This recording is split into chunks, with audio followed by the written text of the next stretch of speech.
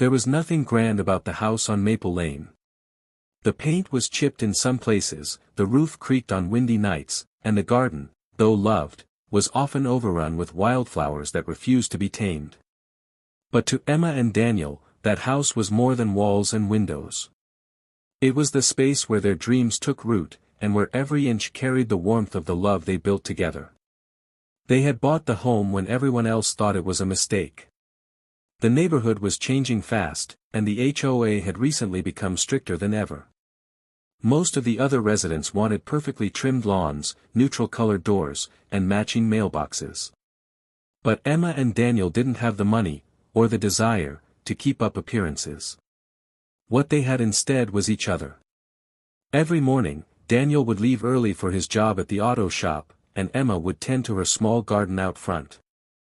She loved watching the sunrise spill gold over the picket fence. The roses she planted never quite bloomed evenly, but she didn't mind. She always said, "They're growing their own way, like us." At first, the HOA didn't bother them much. They sent occasional notices about weeds or fence paint, but Daniel would just smile and say, "We'll get to it soon." Their neighbors, however, didn't share that patience. Especially Mrs. Crawford, the HOA president, who made it her mission to make Maple Lane a model street. She saw the couple's home as a stain on her perfect picture. The first letter came in spring. A warning about non-compliant flower colors. Then another about unapproved decor, when Emma hung up handmade wind chimes on the porch. Daniel laughed when he read it, but Emma frowned. She had poured her heart into making that porch feel like home. The wind chimes weren't just decoration, they were memories of their wedding day, made from leftover glass beads she had saved. The couple tried to reason with the HOA, but each visit to the office left them more disheartened. It wasn't just about rules, it was about status. The HOA board was filled with people who valued image over kindness, perfection over peace. Emma and Daniel were never going to fit that mold. But that never stopped them from living their way. On weekends, they invited neighbors over for tea, laughed loudly, played old records, and planted more wildflowers. Slowly, a few families began to notice the joy that radiated from that small home. Children came by to play in the garden, and elderly neighbors found comfort in Emma's company. The house might not have been fancy, but it was alive. Then came the summer that changed everything. A letter arrived with bold print, "Final notice, property in violation." The HOA claimed their fence was aesthetic pollution and demanded it be replaced within 14 days or they'd face daily fines. The amount was ridiculous, more than what Daniel made in a week. He sat at the kitchen table that night, staring at the paper in silence. The walls were thin, and the sound of the old clock echoed louder than usual. Emma tried to stay calm, reminding him that they'd faced worse before. "We'll find a way," she whispered. But even as she said it, she could feel the weight of the world pressing down on their little home. Daniel spent the next days working extra hours, trying to save money, but it was never enough. The HOA didn't care about their struggles. What they wanted was compliance, or departure. To them, people like Emma and Daniel didn't belong. And then, one evening, Mrs. Crawford herself showed up on their doorstep.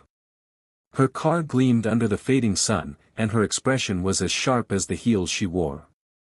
She didn't come to talk, she came to remind them of standards. Emma stood quietly as the woman criticized their garden, their fence, even the chipped window frame. And Daniel had in abundance, love that didn't need approval. That night, Daniel came home late, exhausted but determined. "They can take everything," he said softly, "but they can't take what we built."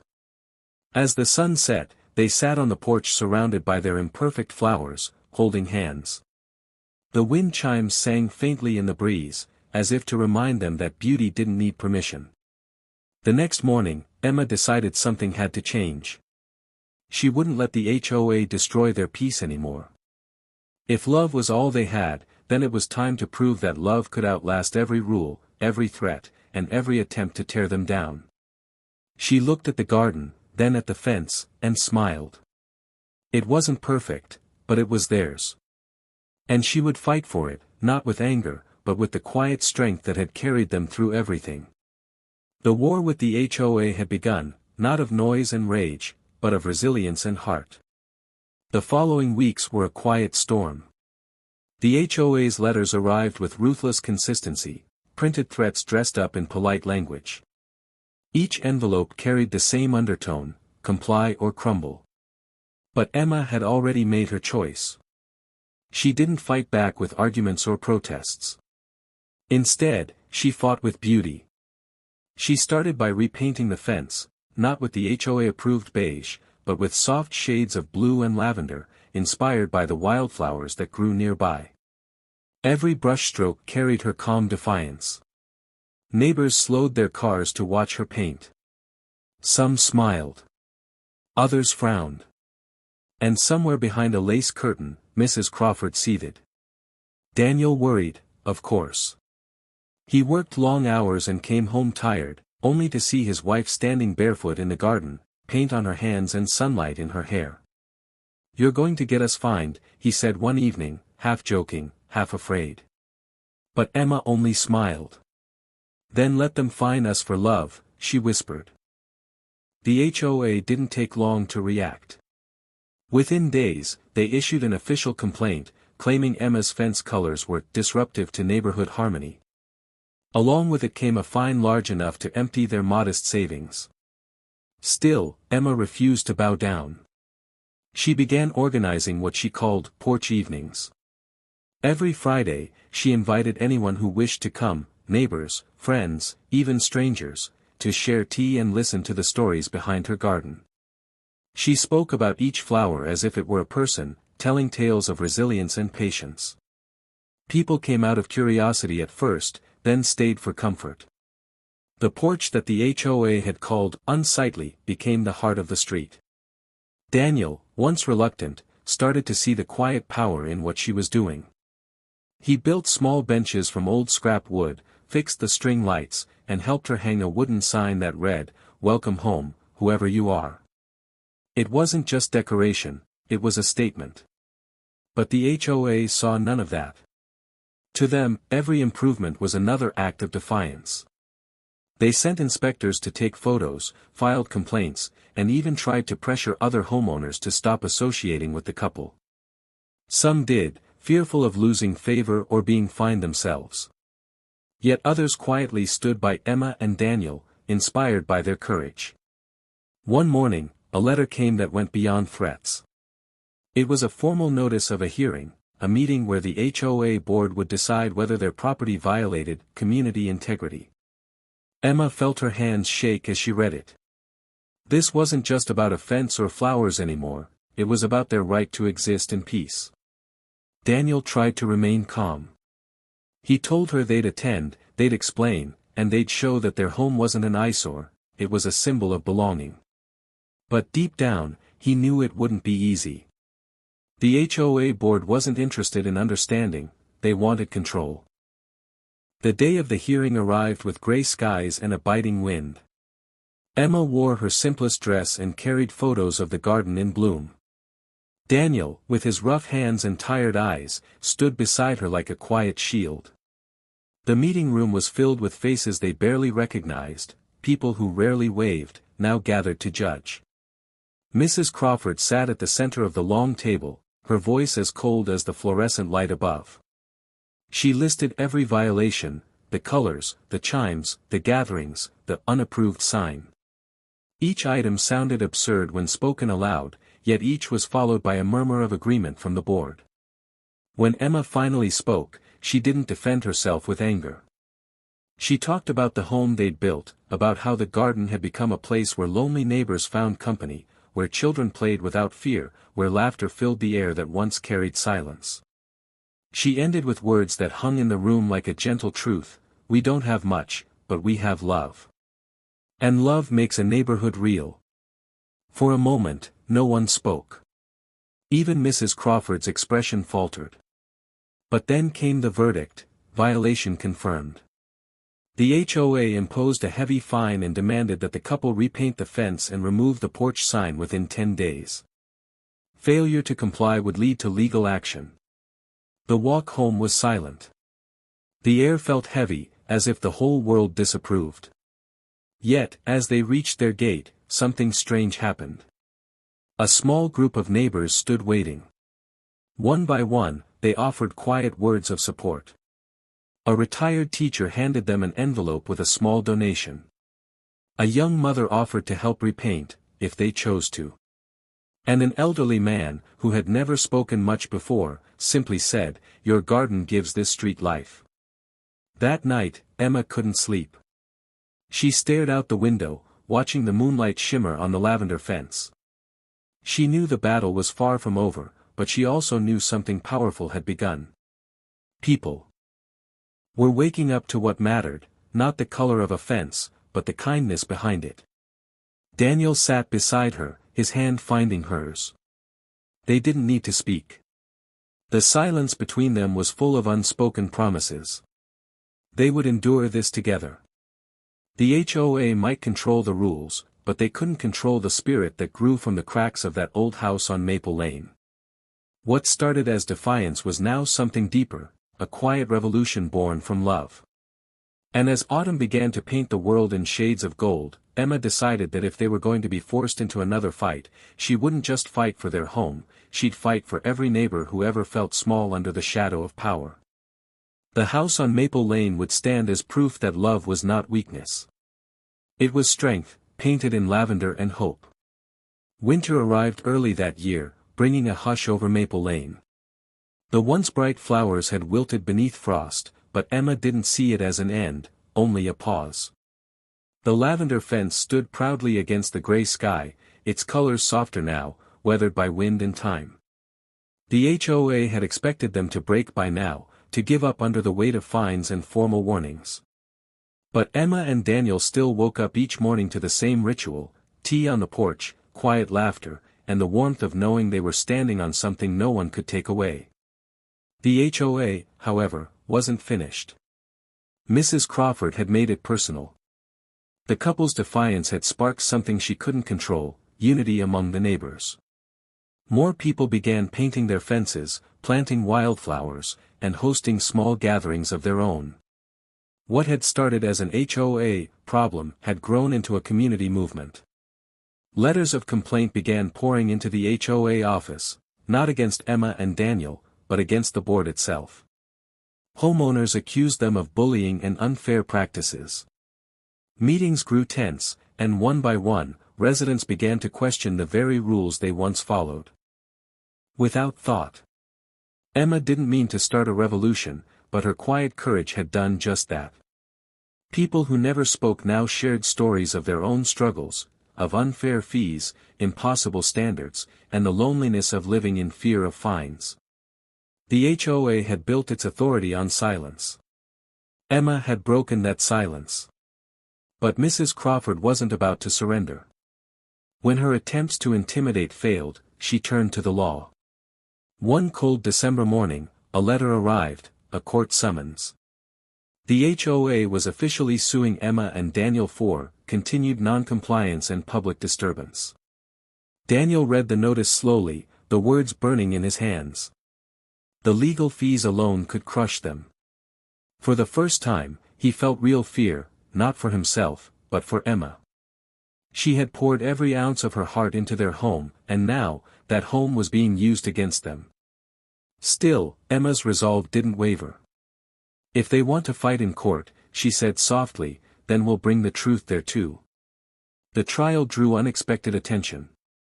Local media picked up the story of the small couple defying their powerful HOA. Reporters began visiting Maple Lane, taking pictures of the pastel fence and the sign that still read, "Welcome home, whoever you are." What had once been mocked as rebellion was now being seen as something beautiful, a symbol of ordinary people standing up to unreasonable control. On the day of the hearing, the courtroom was filled beyond capacity. Neighbors came in quiet support. Some held handmade signs with messages like, "Let them live," and "Love is not a violation." For the first time, Emma saw Mrs. Crawford lose her composure. The woman who once spoke with absolute authority now looked uncertain in front of so many eyes watching. When it was time to speak, Emma stood before the judge and spoke not of laws, but of life. She described how the HOA's rules had stripped joy from her neighbors, how people lived afraid of expressing themselves, how beauty was being replaced by uniformity. She ended her statement with the same words she had once told Daniel: "We were never rich in money, but we were rich in love." And that was enough. Her words settled in the room like falling snow, soft, but impossible to ignore. Even the judge seemed moved. When the decision came, it wasn't a total victory, but it was enough. The court ruled that the HOA had overstepped its authority by enforcing unnecessary aesthetic rules and threatening homeowners with excessive fines. The lawsuit was dismissed. The couple's home, and their fence, were safe. The news spread like wildfire. Other homeowners across the city began questioning their own HOAs, demanding transparency and fairness. Emma and Daniel didn't just win for themselves, they ignited change for countless others. Weeks later, Mrs. Crawford resigned from her position, citing personal reasons. In truth, she couldn't face the community she once controlled. In her place, a new board was formed, one that focused on unity, not punishment. Emma was invited to join, but she declined. She said her job was done. She wanted to go back to her garden, to quiet mornings and warm sunsets. As spring returned, the flowers bloomed again, wilder, brighter, freer than ever. Children ran along the sidewalks, laughter echoing through the neighborhood that once lived under silent rules. The porch lights glowed every evening, and Emma and Daniel watched the street from their steps, knowing they had left something lasting behind. Their home remained imperfect, paint fading in spots, fence boards slightly crooked, but that was what made it beautiful. It was alive. It was real. When it was time to speak, Emma stood before the judge and spoke not of laws, but of life. She described how the HOA's rules had stripped joy from her neighbors, how people lived afraid of expressing themselves, how beauty was being replaced by uniformity. She ended her statement with the same words she had once told Daniel: "We were never rich in money, but we were rich in love." And that was enough. Her words settled in the room like falling snow, soft, but impossible to ignore. Even the judge seemed moved. When the decision came, it wasn't a total victory, but it was enough. The court ruled that the HOA had overstepped its authority by enforcing unnecessary aesthetic rules and threatening homeowners with excessive fines. The lawsuit was dismissed. The couple's home, and their fence, were safe. The news spread like wildfire. Other homeowners across the city began questioning their own HOAs, demanding transparency and fairness. Emma and Daniel didn't just win for themselves, they ignited change for countless others. Weeks later, Mrs. Crawford resigned from her position, citing personal reasons. In truth, she couldn't face the community she once controlled. In her place, a new board was formed, one that focused on unity, not punishment. Emma was invited to join, but she declined. She said her job was done. She wanted to go back to her garden, to quiet mornings and warm sunsets. As spring returned, the flowers bloomed again, wilder, brighter, freer than ever. Children ran along the sidewalks, laughter echoing through the neighborhood that once lived under silent rules. The porch lights glowed every evening, and Emma and Daniel watched the street from their steps, knowing they had left something lasting behind. Their home remained imperfect, paint fading in spots, fence boards slightly crooked, but that was what made it beautiful. It was alive. It was real. Neighbors still came by, some just to say hello, others to sit and breathe for a while. And when they did, they often looked at Emma and Daniel and saw more than a couple who beat the HOA. They saw proof that love, when held firmly, could change the world around it. Years later, when people passed the little house on Maple Lane, they'd point to it and say, "That's where it all began, the house that reminded us what really matters." Because in the end, Emma and Daniel were right all along. They weren't rich in money or possessions. They were rich in love. And that was enough to build a legacy stronger than any rulebook, brighter than any polished lawn, and warmer than any perfect house could ever be. The wind chimes on the porch still sang every evening, carrying their story through the air, a soft, enduring reminder that love doesn't need approval to exist.